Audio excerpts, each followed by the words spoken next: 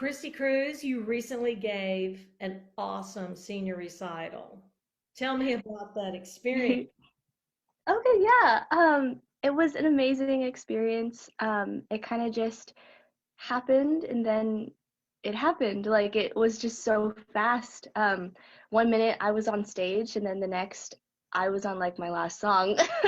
um, and I remember whenever I was brought on stage or I was backstage, I was kind of just warming up a little bit, and before I knew it, the backstage person was there at my dressing room saying, "Hey, you're on," and I was like, "Oh, okay." And then it was just over. It was a really fun experience, and it just flew by so fast. Well, part of the purpose in making these videos is to extend your recital experience and give you a chance to speak about this. And secondly, it's about being able to give an experience, a recounting of your experience to other people who may have this ahead. So Mm. one of my questions is, how did you put this recital together? Um, what was something about your process that you can share with us? So that is a great question. I personally was super, super stressed about my recital and preparing for it. I've never done anything like this before. I've never performed for that long, even though it was just 30 minutes. I never performed for that long with just me. And it was a little scary, and I was pretty stressed out throughout like the couple of weeks before my recital. But I think the main thing that got me through it is just telling myself like everything's gonna be fine. Like you worked 4 years for this. You've done everything you can. You have an amazing voice teacher, and amazing friends to support you. Um, and I kind of just told myself that throughout the entire process, of saying everything will work out. I've been through much more stressful times before, and it worked out. Um, and with telling myself that, I was able to like not be paralyzed with fear. Because something I do, and I'm sure a lot of people do as well, is that they get so overwhelmed and so stressed out, and that they just can't do anything. Like they just can't even look at one song. Well, that's fabulous because you know the process that we have going along in our head all the time. That you have some skill in managing yourself and managing that, and also drawing upon past experiences to help make the present moment a lot more concrete or manageable. I think that's one thing that people worry about is how will I get through it? How will I feel when I'm doing it? What can I expect? I think that's the biggest thing. What can we expect? And that at some point we kind of have to Mhm. let go and lean into all the work we've done on it and trust that our body and our mind remember these things and we're able to, put the gas to it and go. Mhm. I Let's agree. see. Talk to me about the music that you chose for your program. Oh, okay, yeah. Um, that's a really great question. The music that I chose for this program was mainly from either like the end of sophomore year or all of junior year. And I feel like the music I chose was something I felt a little more comfortable in, just because I felt more for the music I chose, if that makes any sense. Um, yes, my music was challenging, and there were a lot of there were a lot of songs, or a couple of songs where I had to work really, really hard on to figure out what exactly to do. But because I really liked the music, I felt comfortable singing it, even though it was hard, if that makes any sense. Um, and I called my recital my universe and stuff.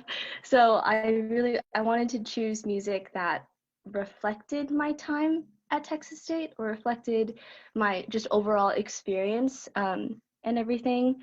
Uh, and so songs like Aparición, my starter song, I just absolutely adore that song. And I felt like that kind of reflected it kind of reflected my feelings about Texas State and everything. And of course, Joy Alone, I really resonate with that song. And I feel like that song fits my personality and fits my experience, just overall life experience. And yeah, so I just tried to pick songs that were comfortable for me because I enjoyed them, and songs that reflected me, if that makes any sense. Love it. Yes. Yes. When I think about some of the famous recordings that I have loved in my life, it was really, you couldn't imagine anyone else singing it because it was such a profoundly a great matchup between the artist, their instrument, and the music that they were singing. And I certainly felt that way about your music, that this music totally sat with you. It was totally good. It's like it was coming out of your own bloodstream, you know. And it was so imparted in such a deeply personal way. It was so connectable. I don't know anyone who didn't, you know, connect with what you were doing. Oh, thank you. Thank you so much. So, what is some advice you could give to people who are maybe now a freshman or a sophomore or a junior even who are headed toward either for some people they will have a junior recital, for some they will be headed for their senior recital or both or whatever. What's some things you could tell them that's good advice or you that you found a positive or good in your process? Mhm. I think it's so easy to get caught up on doing the right thing, or not the right thing, doing the right technique, or making sure you sound really good. And yes, that's all important. But I think it's I think it's even more important to focus on why you're doing it. Why are you here? You know, you're here because you love music, you love to sing, you love performing, and so if you're able to keep that in the back of your mind, it'll be easier to get through the process. It'll be easier for you to keep loving your music and to not hate your music after you're done with your recital. You know, um, yeah, because it's so easy to just be like, oh, this music that I'm doing for my recital, it's so hard. I hate it now. Oh my gosh, I just beat the crap out of this music and now I don't love it anymore. So and that's something that happens so often, and I felt like that kind of happened to me for a second, but once I was able to sit down and just tell myself like, this is going to be a good time, you love this music and you have loved this music for so long, and you're here because you love to sing, and you're here because you want to share your experience and your universe with everyone. So yeah, I think just reminding yourself why you're doing it, and reminding yourself that you love music and you love your music that you're performing is the best way to get over all those overwhelming hurdles that you'll experience. Mhm. I think it's wonderful. And I know that you have teaching in your future. And when I think of the level of love or the love that you have for your music and the level of ability to execute complicated material in such an effective way, I can only imagine that what kind of great experiences you're going to be able to affect as a teacher with the people who come into your programs. That's one thing that gives me a lot of joy, knowing that you are going to be a part of the future of teaching, the future of singing, just how we're going to help people have the same kind of qualities of experiences that you have had, not only as a solo singing, but also in your choral experiences. Tell me a little bit about how music came into your life and about how you perceive music in your future. So the choral experience, just the overall choral experience, is something I very passionately believe in. Of course, singing is not for everyone, but those who find it often, um, those who find it and have a good teacher often have an amazing experience where they can not only grow as musicians but grow as people. They learn how to work hard. You know, everyone just says like work hard, practice hard, do your work, all that kind of stuff.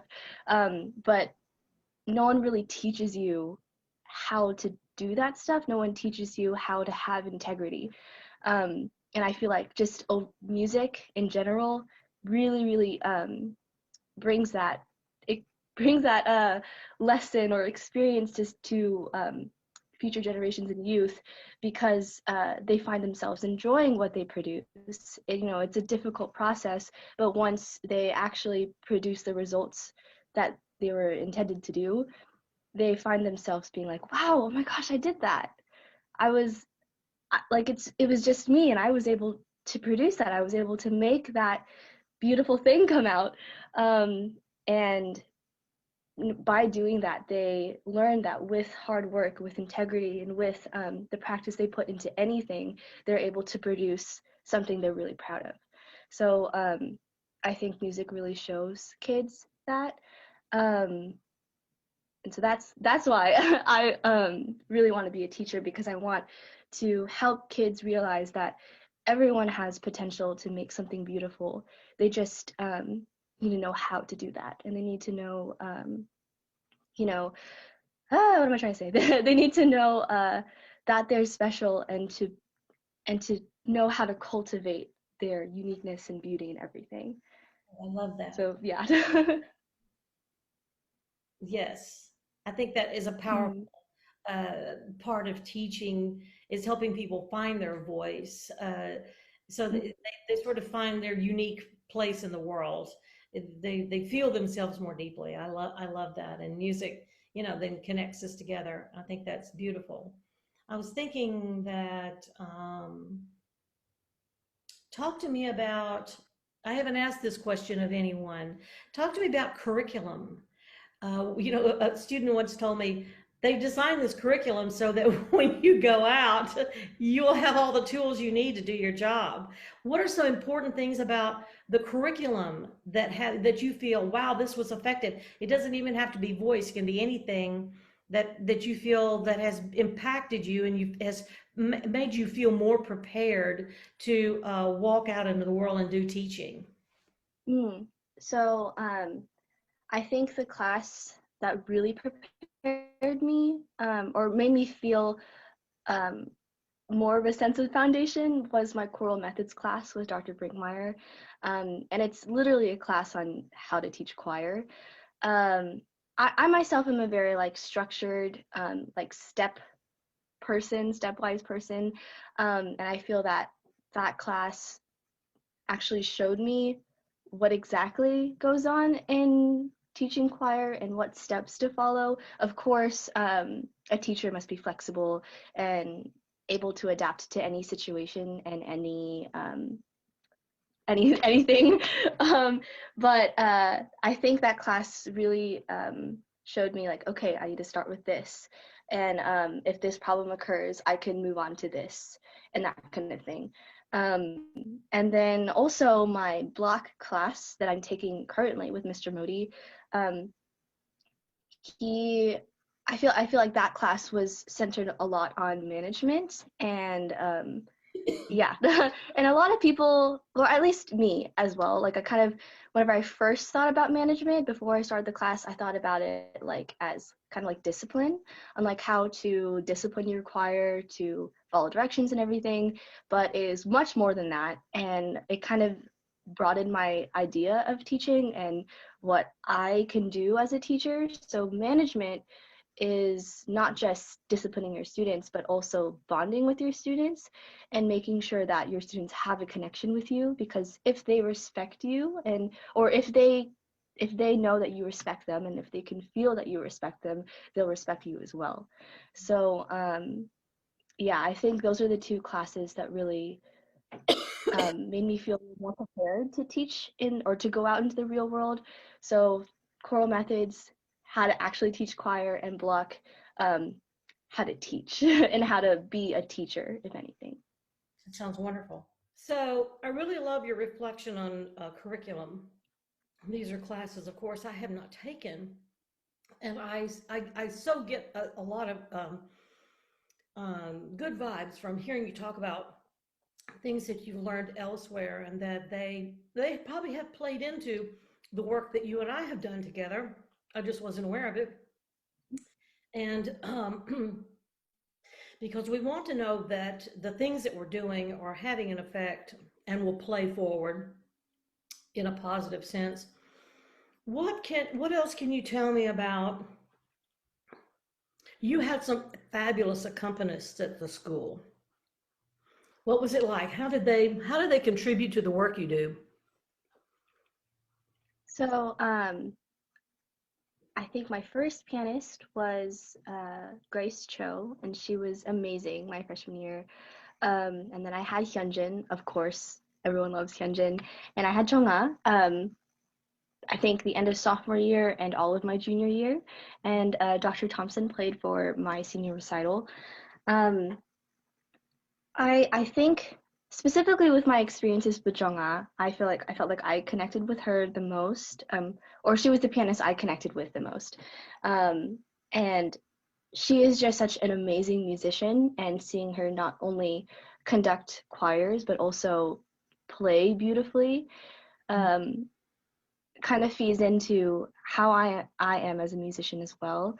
Um, Jongha is like on a different level of musicianship, and being able to work with her and being able to work with a pianist that's so passionate and sensitive to music is was just an amazing experience. And I felt like it just taught me a lot on how to be musical and how to connect with music. And same with Dr. Thompson. Dr. Thompson is such an amazing pianist, and I'm so grateful that I got to work with him this past semester.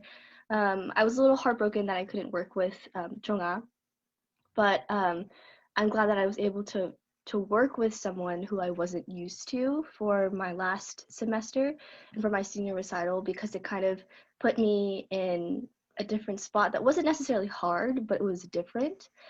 And it kind of made me step out of my comfort zone a little bit, because I wasn't super familiar with him and I wasn't super comfortable, and I was a little shy at first. But I think it was just a great experience to have to work with someone as talented and as experienced as Dr. Thompson. Yes, that is a fabulous thing because as singers, we don't do any of this alone. It's either with a pianist or some small ensembles or orchestras or whatever, because we don't just get up and sing a cappella. And that it makes a huge impact on the type of work that you do. And it also speaks volumes to your flexibility of having really put a lot of that repertoire together with someone who was your good friend and your chosen collaborator. And then you changed gears and found richness in working with someone else. As you said, it was different, and you put forward something. I think that's a fantastic feature to talk about. It's about relationships that we have with our pianist, and how what the impact is on the music making and the process of putting music together. That when people really resonate with one another along the lines of the material itself, it's a unique and special experience. It's been one of the great joys of my life to have some really great pianists, and the kind of work I did when I was with each one of them. I love looking back at that. Why did you pick Texas State? How did you arrive from where you lived with your family to San Marcos? I actually loved this question so much. Um, my cousin, Christian De La Cruz, and his wife both came to Texas State, and I like came to his recital and everything, his senior recital. I was super young, so I only remember like bits and pieces of it. And they are amazing educators. My high school choir director, my number one role model ever, I adore her, Kristen Reinertz, or Kristen Turner, whenever she came to the school. Um, she is a lot of the reason why I wanted to become a choir director, because she's just an amazing educator. And I just loved my experience in high school choir. And because she went to Texas State, that's I was like, I want to be there. I want to be where she was educated. I want to be where she learned how to be so good. And also, I went to Texas State Choir Camp. Growing up, I went to the middle school choir camp whenever it still existed. And of course, I went to the high school choir camp. And I think it was it was the middle school choir camp where I realized I wanted to be a teacher. Because or to have a career in music, because I thought like, oh, this is awesome. I love being around people who love music as much as I do. And of course, my experiences at Texas State Choir Camp, the all state preparation camp, I I never I really felt like I belonged within that community, and I just loved the relationships I formed with my friends at that camp and also with the counselors. And I got to experience, being taught by Dr. Babcock and Dr. Brinkmeyer and Dr. Martin, and I loved it. I thought they were amazing educators, and they are. And because of all of that, because of my choral role models and because of my experiences at Texas State, it became my first choice, and I only applied to one other school. It was like U of H for my backup, but I didn't really want to go U of H. I only wanted to go to Texas State. So yeah, that's why I came here. That's a wonderful thing. Well, we're so happy to have had you here, and you've really enriched our experience 100 times. And I Thank want to thank you. you for coming. And I have loved having you as a part of my studio. It's just been, a tremendous gift and a blessing to me. I love you a lot, and I really believe in you in every way. What is there anything else you would like to say about your senior recital or Texas State, or what your hopes and dreams are, or any of those things? Mm, I I would love to keep going here. It is. I'm just putting this into the universe. I would love to come here if it's not next year at some point again to get my master's in conducting, um, because I just love the community so much, and I don't think I'm ready to leave just yet. And I had just the most amazing time at Texas State, specifically in the School of Music. I think I just, of course, CP, the iconic CP, but like Dr. Brickmeyer, Dr. Martin, Dr. Babcock, my music history professor, Dr. Pedroza. I just had amazing teachers here, and my amazing support system, my friends here at Texas State had just made the experience, very difficult and challenging experience, they made that experience very beautiful. Oh, that's wonderful. Well, thank you so much. Thank you for having this little blab with me this morning. It was wonderful. And once again, congratulations on a beautiful program and for going out and kicking it out there in your student teaching. I know you're working with some friends of mine right now, and they are really singing your praises. And I can't wait to see what happens next. Thank Thank you so much. Me too.